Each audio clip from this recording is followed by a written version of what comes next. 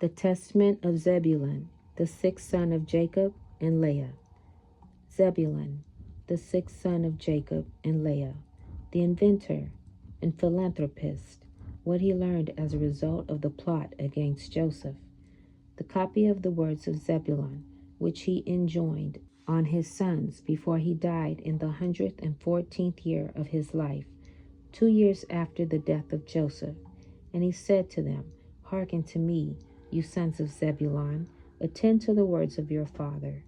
I, Zebulun, was born a good gift to my parents. For when I was born, my father was increased very exceedingly, both in flocks and herds, when with the straight rods he had his portion. I am not conscious that I have sinned all my days, save in thought. Nor yet do I remember that I have done any iniquity except the sin of ignorance, which I committed against Joseph.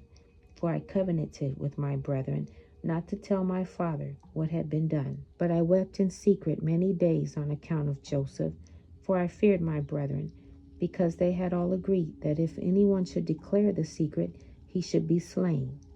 But when they wished to kill him, I adjured them much with tears not to be guilty of this sin.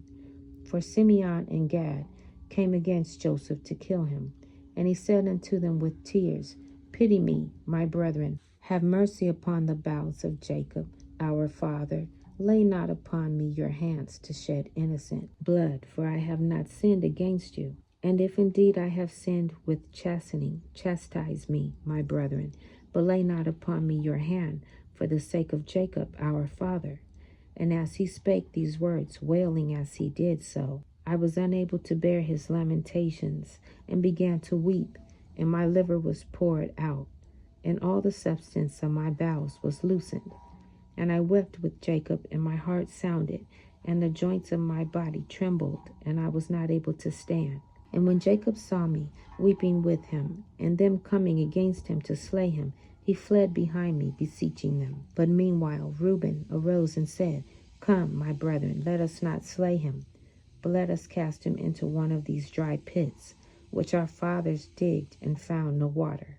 For this cause the Lord forbade that waters should rise up in them, in order that Joseph should be preserved. And they did so until they sold him to the Ishmaelites. For in this price I had no share, my children. But Simeon and Gad and 6 other of our brethren took the price of Joseph, and bought sandals for themselves, and their wives and their children, saying, We will not eat of it, for it is the price of our brother's blood, but we will assuredly tread it under foot, because he said that he would be king over us. So let us see what will become of his dreams. Therefore it is written in the writing of the law of Moses, that whosoever will not raise up seed to his brother, his sandals should be unloosened, and they should spit in his face. And the brethren of Joseph wished not that their brother should live, and the Lord loosened from them the sandal which they wore against Joseph their brother. For when they came into Egypt, they were unloosed by the servants of Joseph outside the gate, and so they made obeisance to Joseph after the fashion of King Pharaoh. And not only did they make obeisance to him, but were spit upon also, falling down before him forthwith. And so they were put to shame before the Egyptians. For after this the Egyptians heard all the evils that they had done to Joseph. And after he was sold, my brothers sat down to eat and drink. But I, through pity for Joseph, did not eat, but watched the pit, since Judah feared lest Simeon, Dan, and Gad should rush off and slay him. But when they saw that I did not eat, they set me to watch him till he was sold to the Ishmaelites. And when Reuben came and heard that while he was away Joseph had been sold, he rent his garments, and mourning said, How shall I look on the face of my father Jacob? And he took the money and ran after the merchants, but as he failed to find them, he returned grieving. But the merchants had left the broad road and marched through the troglodytes by a shortcut. But Reuben was grieved and ate no food that day. Dan therefore came to him and said, Weep not, neither grieve, for we have found what we can say to our father Jacob. Let us slay a kid of the goats, and dip in it the coat of Joseph, and let us send it to Jacob, saying, Know, is this the coat of thy son? And they did so. For they stripped off from Joseph his coat when they were selling him, and put upon him the garment of a slave. Now Simeon took the coat, and would not give it up, for he wished to rend it with his sword, as he was angry that Joseph lived, and that he had not slain him. Then we all rose up and said unto him, If thou give not up the coat, we will say to our father that thou alone did this evil thing in Israel. And so he gave it unto them, and they did even as Dan had said. Chapter 2. He urges human sympathy and understanding of one's fellow men. And now, my children, I you to keep the commands of the Lord, and to show mercy to your neighbors, and to have compassion towards all, not toward men only, but also towards beasts. For all this thing's sake, the Lord blessed me, and when all my brethren were sick, I escaped without sickness, for the Lord knoweth the purposes of each. Have therefore compassion in your hearts, my children, because even as a man does to his neighbor, even so also will the Lord do to him.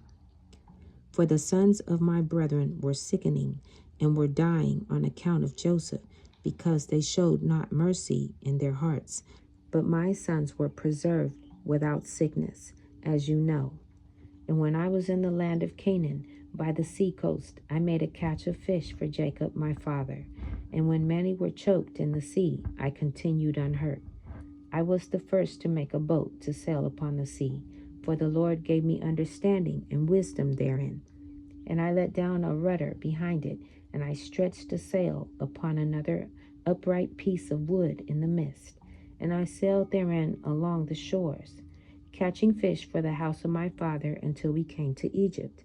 And through compassion I shared my catch with every stranger. And if a man were a stranger or sick or aged, I boiled the fish and dressed them well, and offered them to all men, as every man had need, grieving with and having compassion upon them. Wherefore also the Lord satisfied me with abundance of fish when catching fish. For he that shares with his neighbor receives manifold more from the Lord. For 5 years I caught fish, and gave thereof to every man whom I saw, and sufficeth for all the house of my father. And in the summer I caught fish, and in the winter I kept sheep with my brethren. Now I will declare unto you what I did. I saw a man in distress through nakedness in winter time, and had compassion upon him, and stole away a garment secretly from my father's house, and gave it to him who was in distress. Do you therefore, my children, from that which God bestows upon you, show compassion and mercy without hesitation to all men, and give to every man with a good heart. And if you have not the wherewithal to give to him that needs, have compassion for him in bowels of mercy. I know that my hand found not the wherewithal to give to him that needeth, and I walked with him weeping for 7 furlongs, and my bowels yearned towards him in compassion. Have therefore yourselves also, my children, compassion towards every man with mercy, that the Lord also may have compassion and mercy upon you. Because also in the last days God will send his compassion on the earth, and wheresoever he finds bowels of mercy, he dwells in him. For in the degree in which a man has compassion upon his neighbors, in the same degree has the Lord also upon him. And when we went down into Egypt, Joseph bore no malice against us. To whom taking heed, do ye also, my children, approve yourselves without malice, and love one another, and do not set down in account each one of you evil against his brother. For this breaketh unity, and divides all kindred, and troubles the soul, and wears away the countenance. Observe therefore the waters, and know when they flow together. They sweep along stones, trees, earth, and other things. But if they are divided into many streams, the earth swallows them up, and they vanish away. So shall you also be, if you be divided. Be not you therefore divided into 2 heads. For everything which the Lord made has but 1 head, and 2 shoulders, 2 hands, 2 feet, and all the remaining members. For I have learned in the writing of my fathers that you shall be divided in Israel, And you shall follow 2 kings, and shall work every abomination. And your enemies shall lead you captive, and you shall be evil entreated among the Gentiles, with many infirmities and tribulations. And after these things you shall remember the Lord, and repent, and he shall have mercy upon you, for he is merciful and compassionate. And he setteth not down in account evil against the sons of men, because they are flesh, and are deceived through their own wicked deeds. And after these things shall there arise unto you the Lord himself, the light of righteousness. And you shall return unto your land, and you shall see him in Jerusalem for his name's sake. And again, through the wickedness of your works shall you provoke him to anger, and you shall be cast away by him unto the time of consummation. And now, my children, grieve not that I am dying, nor be cast down in that I am coming to my end. For I shall rise again in the midst of you, as a ruler in the midst of his sons.